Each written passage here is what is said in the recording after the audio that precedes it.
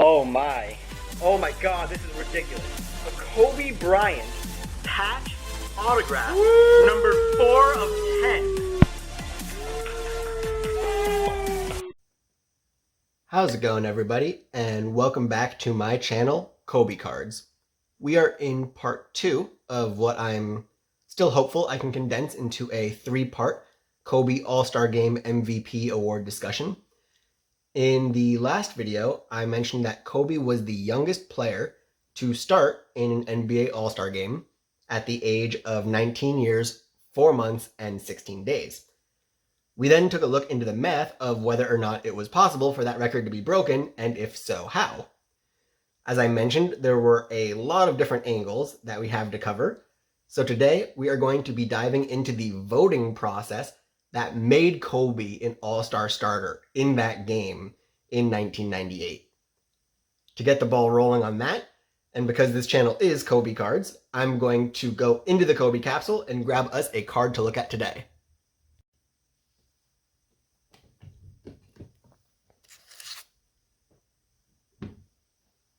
All right. Here we have a 1998-99 SPx Finite Radiance parallel. This parallel is going to be numbered to 5,000. It's 4404 out of 5,000. Fun fact about this SPx Finite set is that it was actually a set where every single card was serial numbered. So the base cards were out of a whopping 10,000, and this Radiance card was one of 5 different parallel subsets that they had, all of which were at different serial numbers less than 10,000. I will say, as far as design goes, that I wasn't a huge fan of the type of foil that Upper Deck used in their 1998-99 cards. It's not necessarily like holographic, and it doesn't really add any color or shine for the most part. So it ends up looking just a little bit dark, almost as if it's just like sort of tinfoil on a card that doesn't really reflect or refract light very well. Well, I do like the way that the cards are sort of pressed. Let me see if I can show you.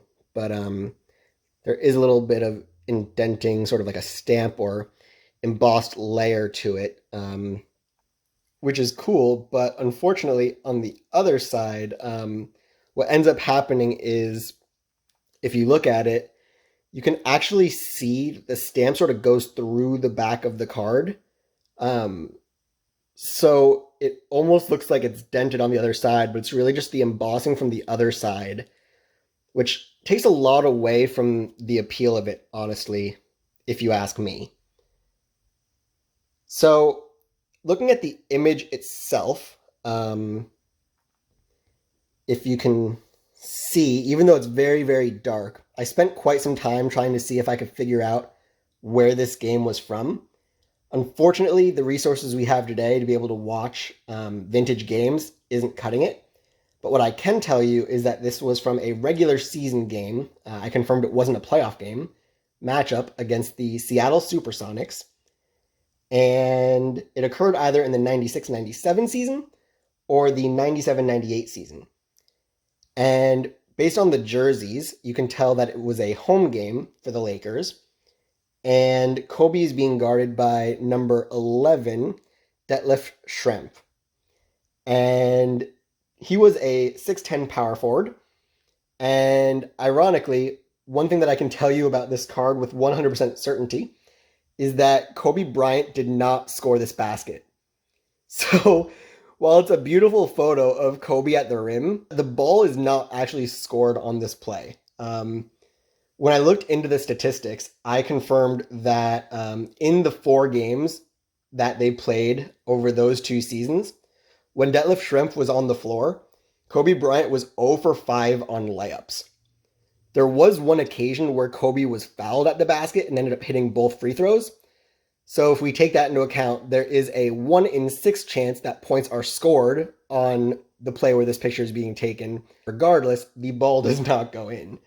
I find that pretty funny. It's sort of like today's equivalent where, like, there'll be a player who does a really ankle-breaking crossover, and then the entire crowd, goes wild, and then they miss the shot. It's like, this is the picture version equivalent of that. You sort of see something beautiful, and you're like, wow, that's like an awesome action shot. And then you sort of shake your head afterwards because you realize, well, okay, let's realize that he didn't actually finish this play. All right, onto the back of the card, and we're gonna go. First, we will add the height and weight. So we've got 6'7" and 210 pounds. And now the quote: "To say that Bryant had entertained fans with his exciting play in the NBA is a definite understatement. The fans have taken a special liking to Bryant by voting him into the starting lineup of the 1998 All-Star Game.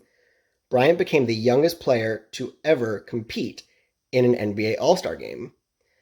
So again, similar story to what we told in the last video, but the main difference here that we're going to dive into is the key additional information that he was voted in by the fans. You'll see the fans have taken a special liking to Bryant by voting him into the starting lineup.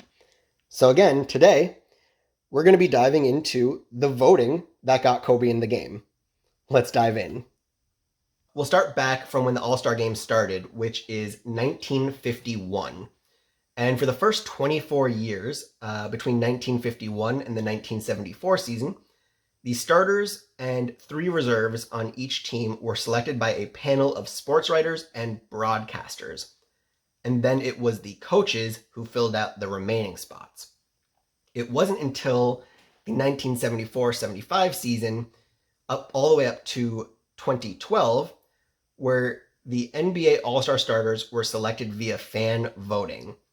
And the 7 reserves for each team were picked by their conference's respective head coaches. So, obviously, the 1998 All-Star Game falls into this category between 1974 and 2012, that 38-year stretch where the NBA All-Star starters were selected via fan voting. A few more details that you should know, one of which is the traditional format all the way up to the 2018 season is that it was the Western Conference versus the Eastern Conference. Now, we know that today's game is a little bit different, but it's important to know that all the way up back to the history of the game, it has traditionally been West versus East. And then the second thing is that each team's starting lineups consisted of 2 guards, 2 forwards, and 1 center. And this led all the way up until 2012, where I said we would sort of stop because there's been some changes after that. But primarily, the main change in 2012 was that they removed the center position restriction, and they just did front court and back court players. So they added the center position to the front court players, and they did 3 front court and 2 back court. Now we're going to start by looking at the Eastern Conference. So the Eastern Conference was led by Michael Jordan of the Chicago Bulls, as you would expect. He actually piled up over 1 million votes. He was the only player in either conference to get over 1 million, and he was the highest vote getter in either conference. So he led the way for the East, and then in the guard spot, they also had Anthony Hardaway of the Orlando Magic. In the forward positions, they had Grant Hill and Shawn Kemp of the Pistons and Cavaliers, respectively. Grant Hill was the second highest vote getter in the East and had over 800,000 votes. And then at the center position was Dikembe Mutombo of the Atlanta Hawks. Now we're going to go on to the Western Conference. The Western Conference was led by forward Karl Malone of the Utah Jazz. And then they also had at the forward position Kevin Garnett of the Minnesota Timberwolves. At the center position was Shaquille O'Neal of the Los Angeles Lakers. At the first guard spot was Gary Payton of the Seattle Supersonics. And the second guard, with under 400,000 votes, was Kobe Bryant of the Los Angeles Lakers. So, interestingly enough, Kobe Bryant was actually the lowest vote getter of all of the 10 All-Stars, East or West. He was the only player to get less than 400,000. But I'm going to show you now the people that Kobe Bryant edged out to get into this game. And again, remember, it's phenomenal in the first place and jaw-dropping that you have a second-year player being an all-star starter at the age of 19. It's ridiculous. But the players that he beat out, first you have Jason Kidd of the Phoenix Suns, who had about 90,000 less votes than Kobe. But Jason Kidd was leading this team that would end up going 56-26 for the year, and was the best player on that team. He was at the point in his career where he was probably one of the best passers, if not arguably the best passer in the NBA at that time, averaging over 9 assists per game.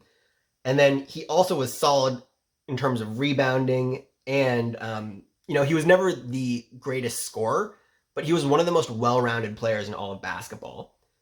And then the really interesting part are the two players below that, Eddie Jones and Nick Van Exel. The next two highest point totaling guards were two Los Angeles Laker players that were starters for the Los Angeles Lakers. That's something that I find so amazing. They took what was essentially the sixth man on the Lakers roster and put him into the starting lineup of the All-Star game while taking two players that were both starters for the Lakers, and they put him on the bench of the Western Conference reserves. That's just honestly insane to me. Eddie Jones and Nick Van Exel were also having amazing seasons. But again, it was the fans who really, really wanted Kobe to be a starter in this game. It was the fans who put him there, and it was the exciting style of play. He was a high-rising dunker. He was athletic. He was a scorer. He was a defender. He was clutch. And at the end of the day, he was the guy on the Lakers who people started realizing that they wanted to pay to go and see. The fans loved this guy from a very, very young age, enough to make him a starter in the 1998 All-Star game. And again, hats off to Kobe Bryant. It's a remarkable achievement. As always, this card right here is going to be uploaded to my Instagram as well as my new Twitter account, both of which are at Kobe Capsule, where you will be able to track all of the cards I talk about as we continue our journey to remember and celebrate the life and career of Kobe Bryant. Thank you for watching, and I will see you next time with more Kobe cards.